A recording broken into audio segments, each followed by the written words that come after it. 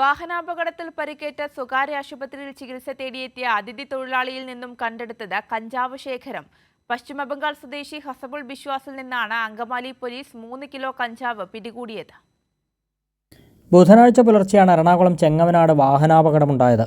പശ്ചിമബംഗാൾ സ്വദേശി ഹസബുൾ ബിശ്വാസ് സഞ്ചരിച്ച ഓട്ടോ ബൈക്കുമായി കൂട്ടിയിടിക്കുകയായിരുന്നു. അപകടത്തിൽ പരിക്കേറ്റ ഇയാളെയും ഓട്ടോ ഡ്രൈവറെയും അങ്കമാലിയിലെ സ്വകാര്യ ആശുപത്രിയിൽ പ്രവേശിപ്പിക്കുകയായിരുന്നു.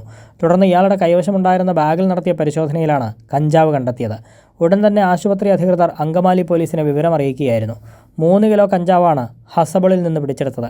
ചെങ്ങമനാട് ഭാഗത്ത് അതിഥി തൊഴിലാളികൾക്കിടയിൽ വിൽപ്പന നടത്തുന്നതിനായി എത്തിച്ച കഞ്ചാവാണിതെന്ന് Angamaly police sub inspector Pradeep Kumar പറഞ്ഞു.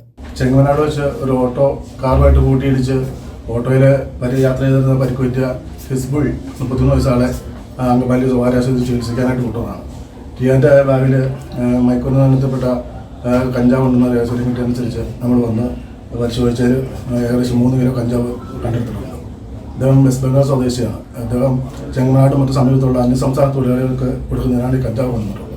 ആശുപത്രിയിലെത്തിയ പോലീസ് നടപടിക്രമങ്ങൾ പൂർത്തിയാക്കിയ ശേഷം പ്രതിയുടെ അറസ്റ്റ് രേഖപ്പെടുത്തുകയായിരുന്നു.